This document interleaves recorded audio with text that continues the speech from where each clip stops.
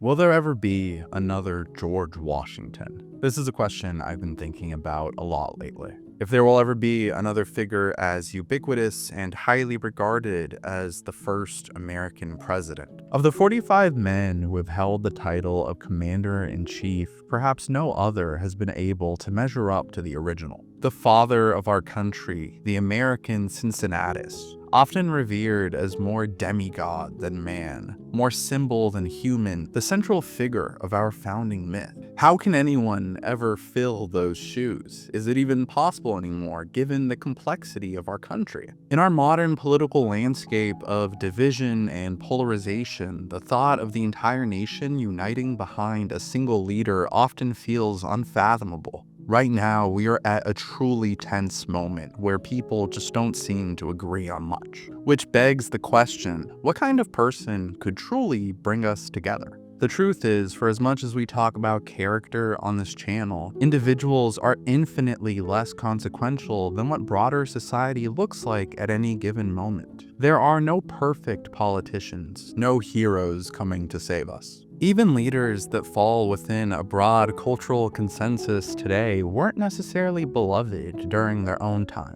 Ask Abraham Lincoln how the public felt about him as he tried to mend a country at war with itself. So let's examine the American presidents, their qualities, and how the historical context of the times in which they lived impacted our greatest leaders. The funny thing about George Washington is what made him so remarkable is exactly what we strip away from him. His humanity, his capacity for emotion. The stoic, commanding general's greatest quality was not an absence of feeling, but a calm, confident restraint. To truly appreciate what the first president did in office, you have to understand the context in which the presidency came to be. In a world of kings, the American chief executive was going to be one of the first democratically elected leaders of a modern nation. And while their democracy was one that only applied to white men that own property, whose shortcomings we should of course acknowledge, we must also appreciate how truly revolutionary it was for the time, and how it planted the seeds for the more robust democracy that we have today. The presidency didn't come with the absolute powers of a monarch, which forced Washington to be creative in ways other leaders hadn't. And while he wasn't perfect by any stretch, he truly rose to the occasion with pragmatism, common sense, and ultimately restraint that he showed by choosing to retire after a second term, setting a precedent for all that would follow him. And as much as we mythologize Washington, he was a man who made those decisions and showed remarkable foresight and restraint when other presidents, who were great leaders in their own right, might not have. The term president simply refers to someone who presides, a soft guiding hand far removed from the daily lives of its citizens. In stark contrast to the modern imperial presidency we have today, where the commander-in-chief is the single most powerful person on the face of the earth. The question of if we will ever have another George Washington is also a question of the way the presidency has grown with the country, and how the expanding nature of the office has resulted in some cases of presidents being able to achieve great change, and others in which the growing scope of the office worked to its own detriment. Historically, the strength of the presidency has largely come from its capacity for change, the ability to grow and evolve to meet the needs of the time. The nation that we live in today is far more interconnected than anything the founders could possibly have imagined. The size and complexity of the modern federal government would be incomprehensible from their perspective, and the role of our chief executive has shifted to meet that moment. But the evolving role of the presidency has also transformed it into an all-encompassing office, with the figures who hold it often struggling under its weight. I would argue that the astronomical expansion of presidential power we have witnessed in the post-World War II era has led to an unfocused and inefficient executive, constantly enveloped in the chaotic pace of daily governance. But all presidents who expanded the scope of the office did so at least partly based on precedent set by one of his predecessors. With the Whiskey Rebellion, George Washington himself set the precedent for the use of federal authority in the event of internal resistance. This served as a basis for Lincoln in the Civil War, or for Eisenhower, Johnson, and Kennedy's intervention over state leaders during the Civil Rights Movement. Abraham Lincoln, the only other president who holds a similar position of reverence even comparable to Washington, does so for very good reason, what we call the American Civil War. The name given to perhaps the most difficult moment in the history of this country undersells its true significance. The Civil War was not just a clash between rival parties, it was the rebirth of a nation, akin to a second American Revolution, a fundamental shift from a union of disparate states into one country, greater than the sum of its parts, setting the stage for the modern, interconnected America that we know today. The power of the presidency is most often expanded at times of war and national crisis, and the Lincoln administration is one of the primary examples. Abolishing slavery within the Confederate States with a stroke of a pen is perhaps the most extraordinary use of executive power in the history of the American presidency, one that Lincoln himself stated was outside of his authority only a couple of years prior. Lincoln also has something going for his legacy that Washington doesn't: martyrdom. The tragic nature of the 13th president's fate struck down at the height of his powers, just as the country began to move on from the horror that was the Civil War. Historians consistently rank Washington and Lincoln as the first and second greatest presidents in American history, with the exact order changing depending on the list. As we drift further and further away from monoculture and into a more fragmentized world, it feels as though we have less shared heroes. And even in the instances in which we do share heroes, we often assign them different values that align them with our own. Liberals and conservatives alike could list the reasons they admire Lincoln and Washington that falls within the framework of their worldviews. Let me ask you a question. Who's the most popular American politician of the last 100 years? The one that enjoys the most bipartisan support across the board? I would argue that it's John F. Kennedy, a figure whose popular perception, perhaps more than any other president, is divorced from their actions as the nation's chief executive. The 34th Commander-in-Chief's name conjures images of Camelot, a handsome young leader struck down far too soon, who represented an idealistic vision for the country that many would say died with him. The bullet that pierced Kennedy's skull is a symbolic start of the turmoil of the 1960s, a turmoil that in fact had been brewing for years, with growing racial tensions and creeping American involvement in Vietnam. But Kennedy's killing allows for a clear break in the minds of the public. It separates Kennedy from the loss of faith in institutions that would break the glass of the fragile post-war moment, from the difficult decisions that destroyed the presidencies of his successors, decisions he would have had to make had he survived. Dwight Eisenhower, on the other hand, is increasingly counted as one of this nation's greatest leaders by historians, despite not having anywhere near as much cultural cachet as Kennedy. Washington, Lincoln, and even FDR are such notable figures because they were steering the ship through some of the most tenuous moments in American history. But not every commander-in-chief is going to be faced with a crisis of epic proportions, dealing with the birth and rebirth of our nation. Every president strives to be Washington or Lincoln, but rarely ever does one get the opportunity to. At an event for the JFK Presidential Library in 2003, Bill Clinton was asked, "You were once quoted as saying, in a certain way, 'I wish I were president in World War II.' What were you thinking of?" To which the former president replied, "I think some presidents are particularly well suited to the times in which they serve. Lincoln was especially well suited to his time. For me, I was raised in the backdraft of World War II. I got it.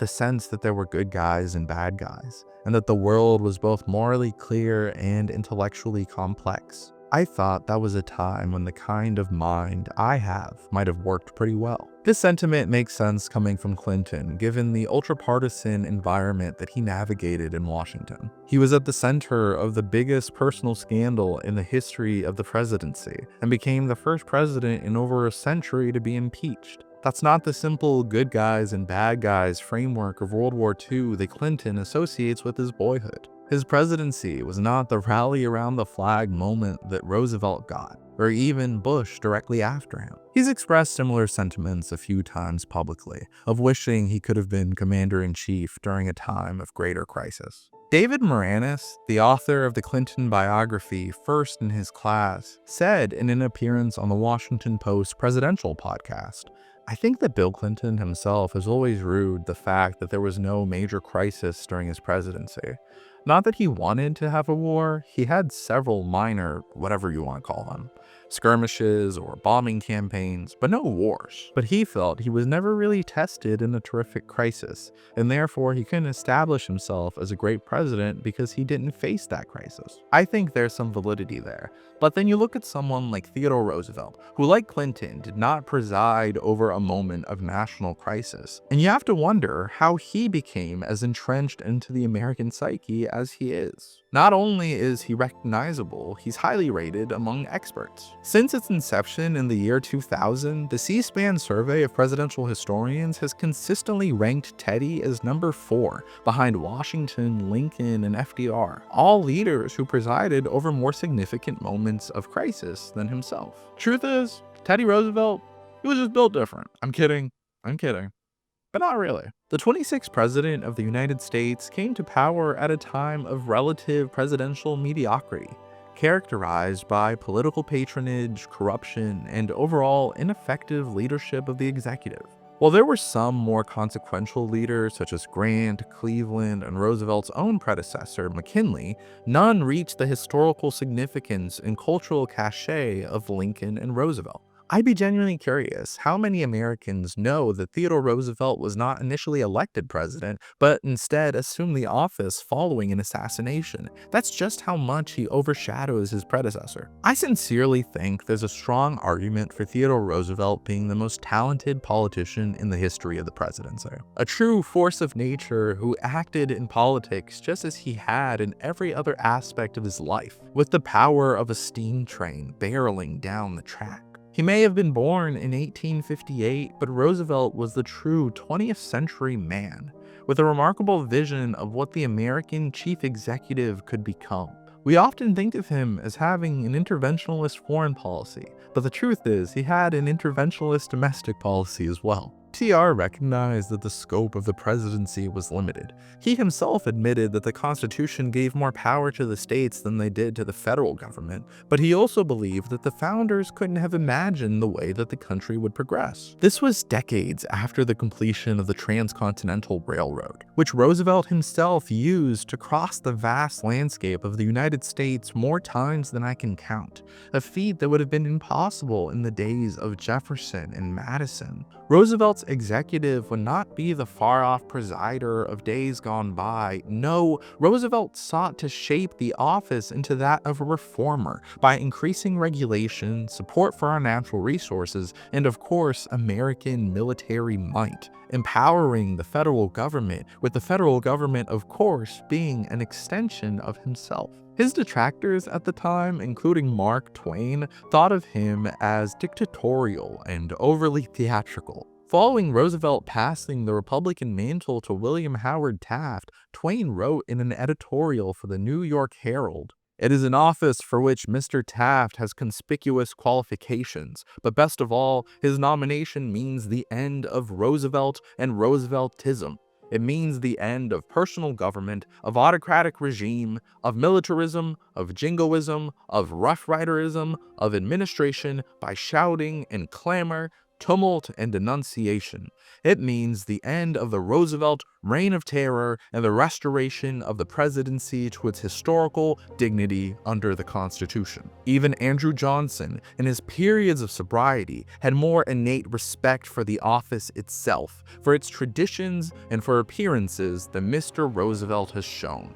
Never before was there such a lawless president. Never before was the presidency so deliberately lowered to gratify a love for studied and sensational theatricalism. Mr. Taft's nomination means the end of the most shocking extravagance known in the history of the country, the most extraordinary contempt for economy and retrenchment that any executive ever displayed, the most irresponsible clamor for bigger navies by absurd appeals to war spirit and absurd threats of foreign enemies, the most reckless disregard of constitutional limitations and constitutional checks and balances. Every serious, thoughtful citizen can now breathe more freely and feel that the Republic is safer, having withstood another searching test of its right to endure. Oh, that was a lot. But it goes to show just how much Theodore Roosevelt transformed the presidency. We often hear about the New Deal, but it was Theodore, not Franklin, who laid the groundwork for his distant cousin with his Square Deal, the first of its kind ever offered to the American people by their president. Washington and Lincoln never sought to regulate commerce the way that Roosevelt did with the Meat Inspection Act and the Pure Food and Drug Act. He injected himself into the mine workers' strike and was the first to truly recognize the power of the bully pulpit. In his last few months in office, TR wrote in a letter, "No president has ever enjoyed himself as much as I have enjoyed myself, and for that matter, I do not know of any man of my age who has had as good a time." If Twain was that disgusted by Theodore Roosevelt, a figure who I would argue did more to push the presidency into the present than almost anyone else, just imagine what he would think of the office today. Perhaps the most significant evolution of the presidency, however, would come during the time of Franklin Roosevelt. The 32nd president, while not carrying the same prestige as Lincoln and Washington, I would argue has come closer to that status than any other president since. The man that held the title longer than any other and won more elections than any other was also the one who broke Washington's two-term precedent. In response to the Great Depression, FDR ushered in expansive federal programs through his New Deal.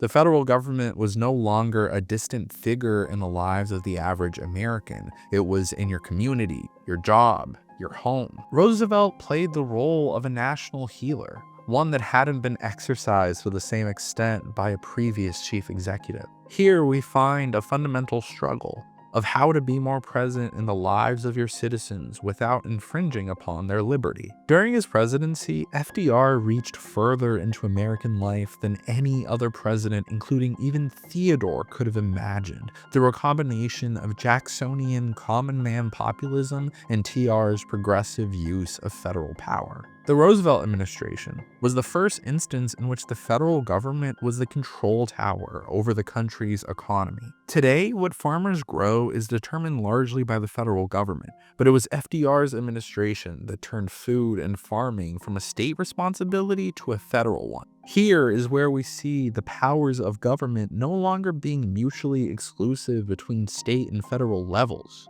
The response to the Great Depression cemented the cooperation between the two.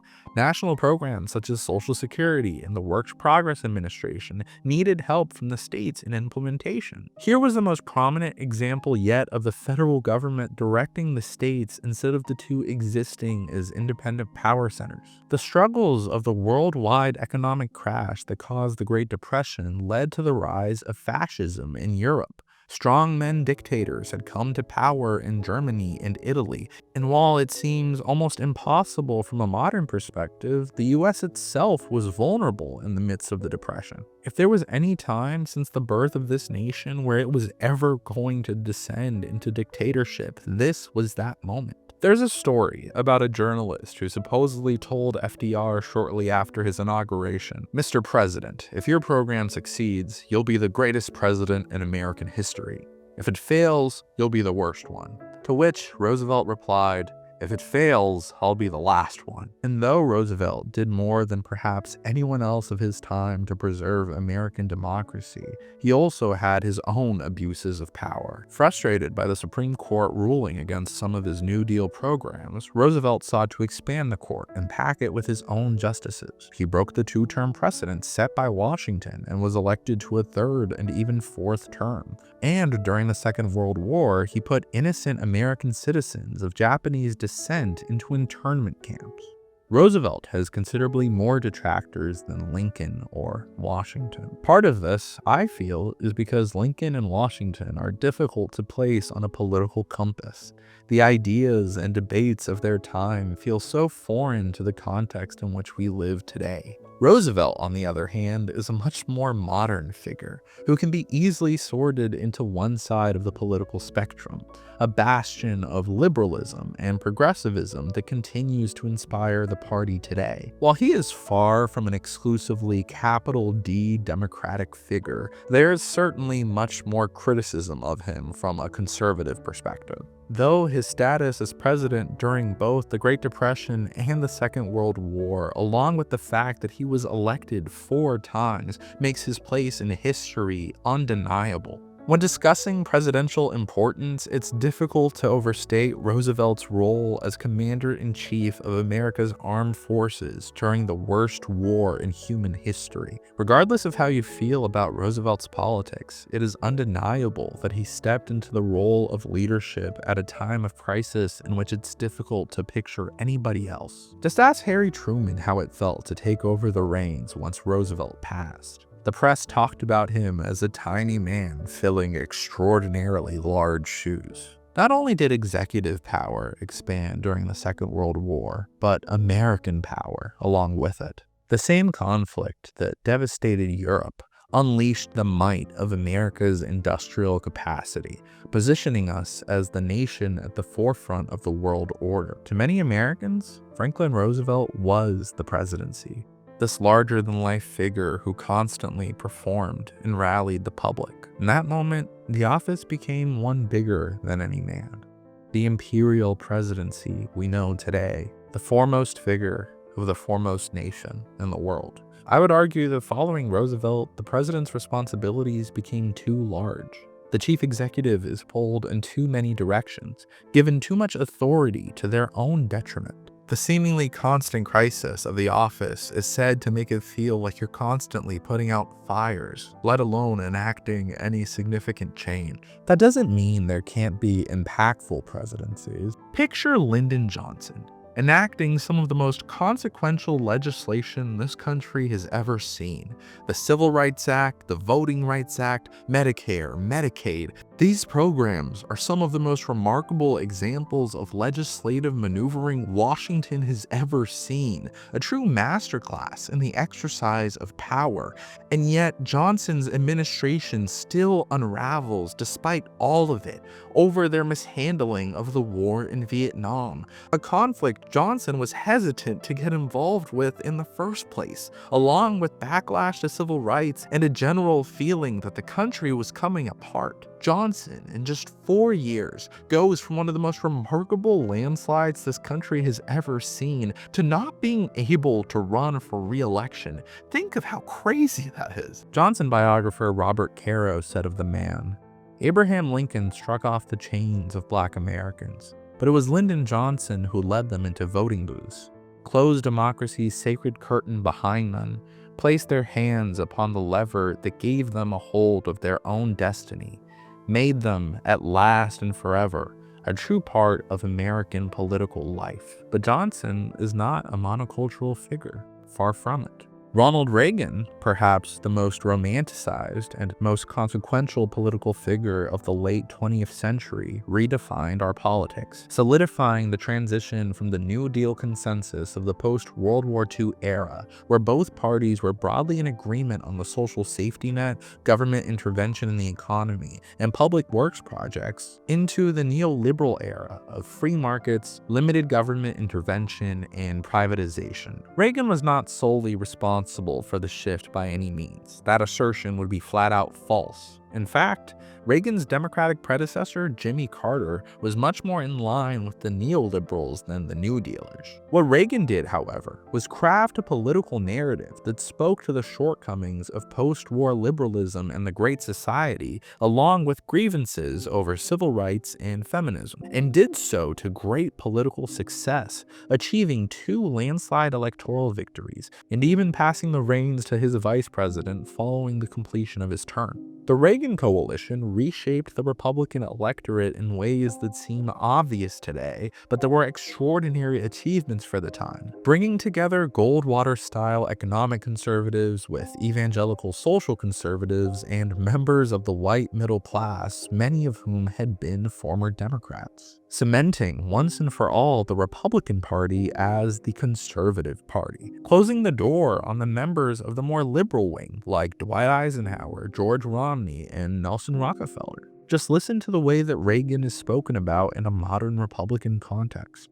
The man we know as Ronald Reagan, whose sunny optimism and charisma shined so brightly that it cured the malaise of the late 70s, a confidence that beamed so broadly that it pulled us through a serious recession, and a faith that tugged so happily at the hearts of all that a generation of Democrats became Republicans. What does that remind you of, if not a folklore figure? Perhaps the closest that we can get to Washington or Lincoln in a modern political context comes within the framework of our own political movements. Reagan makes sense in context as a sort of Republican Washington, a figure who was able to transform the face of his party and who is looked back at today by many with great reverence and admiration. What Reagan himself stood for has become blurred as he's been venerated both as a precursor to the Trump movement by some and a bastion of a sort of bygone conservatism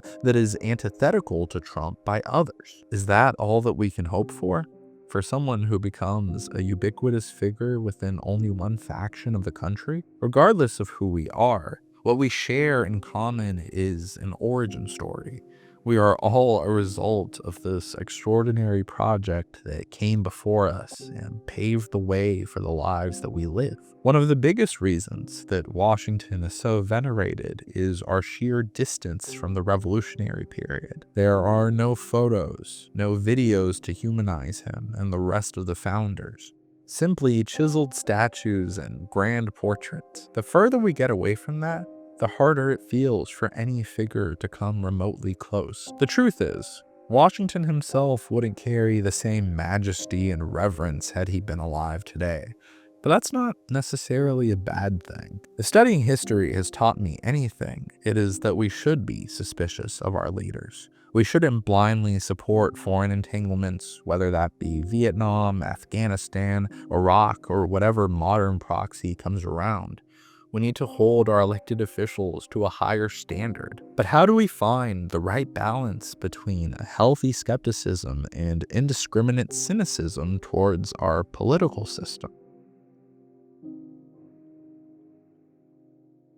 Thank you everyone for watching. As always, it's very appreciated. I know that uploads have been a little sporadic lately, but I've been dealing with a broken computer, a new job, so I'm trying to get back into the swing of things. But if you want to support the channel, join the conversation, you can join our Discord. There's lots of awesome talks happening there all the time. You can support the channel on Patreon if you want to support financially. A couple bucks a month goes a long way, always helps out a lot. Leave a comment, subscribe, do all the general YouTuber things. But most of all, just really thank you for watching. I love making these videos, trying to get back into the swing of things. So I appreciate your time and I appreciate you sticking around. So thank you for watching my rambling intro. Hope you liked the video and I will see you next time.